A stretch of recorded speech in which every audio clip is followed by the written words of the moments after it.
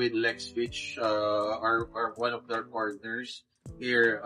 But to give more insights, kasi gusto ko mapakita sa inyo anong meron sa isang electric bus. And LexSwitch already have and already operating for almost 2 years na. So, to give more details, nandito si Kia. So, Kia, salamat sa pagpapasok sa vlog. And to discuss more about, kasi itong electric bus is kind of new sa Philippine consumer. So, anong tingin mo? Give us a little brief background here sa LexSwitch EV bus. LexSwitch is a full 100% Singaporean brand. It's part of the LexBuild group of companies, which is owned by Mr. Charles Tan, who is also the president of LexSwitch here in the Philippines. And it's carefully designed for the Philippine market. And it's manufactured, for example, just for the Philippines from our OEM brand in China. So, just to give, para malinaw, Yes, Singaporean company siya, pero nandito siya naka-base. Philippine company rin siya. Yes. SEC registered. Yes, so, and all of the patents at saka technology, Singapore lahat, ina-assemble lang sa China, sa dalhin dito. So they have all the certification, we have all the accreditation, even DOE. So, sa mga gusto mag-research, check on it, meron sila. So, ngayon is, kasi very cool to see an EV bus. I know some already see from others sa may mga shuttle service sa companies. But I think you have to be considered na maging open to others as well. As we want to be more competitive, gusto natin na mas mag-explore pa ng iba option, then cater to the company's needs or to the government needs. Right now, ngayon, meron kayo sa Camp John Hay. Yes, by VCDA. Via VCDA. Management Corporation, which is 6 unit, and hopefully they will be adding more 4 units in the future.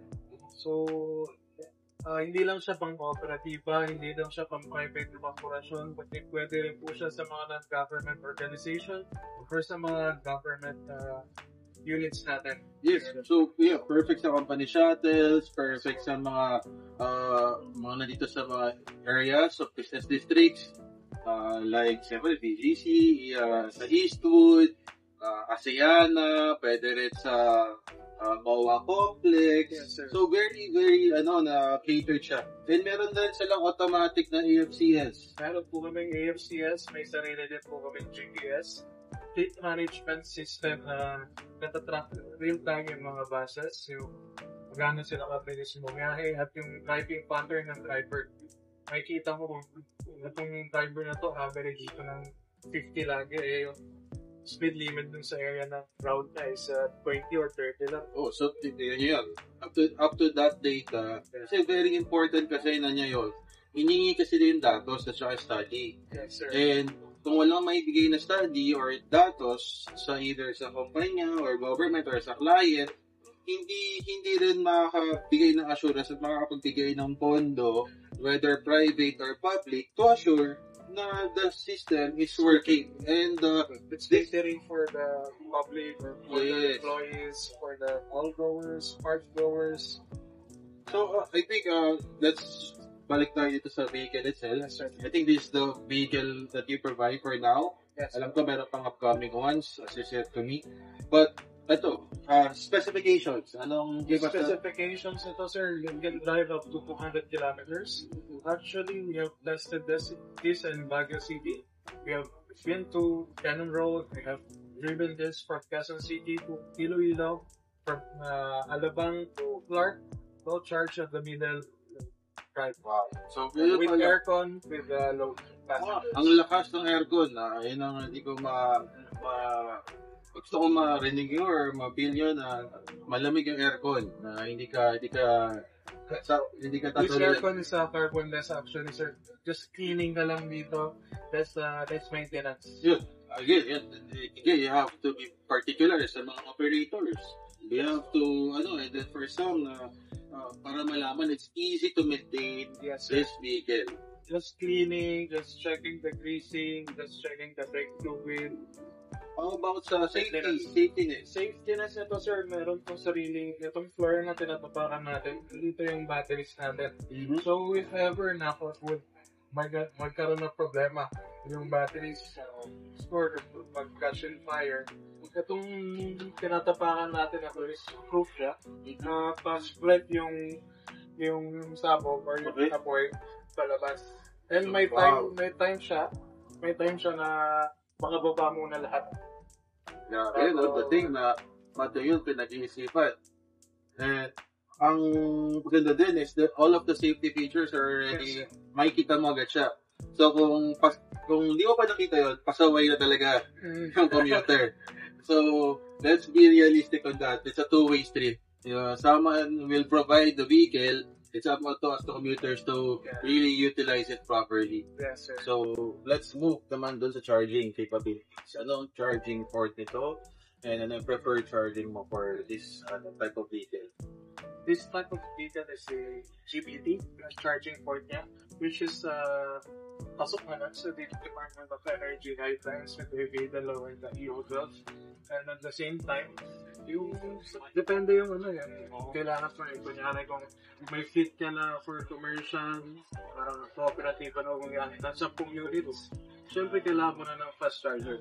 Pero kung kunyari nasa mall ka lang, yung operations mo is limited lang naman, 5 kilometers, 3 kilometers, around complex ka lang, tingin ko pwede ka na dun sa portable charger, which is kami yung first na merong portable charger in the Philippines. Wow. Sa DC 7 kilowatt. Oh, so probably yan, mga ilang hours, 7 hours? Sorry? 7 hours. Sa portable charger. Yes. Just kasi we have to be realistic din sa mga hindi porket ito kailangan fast charger ka na agad. Oo, so kaya may tinatawag na scheduling, di ba? And fleet management. And LexSwitch offers that.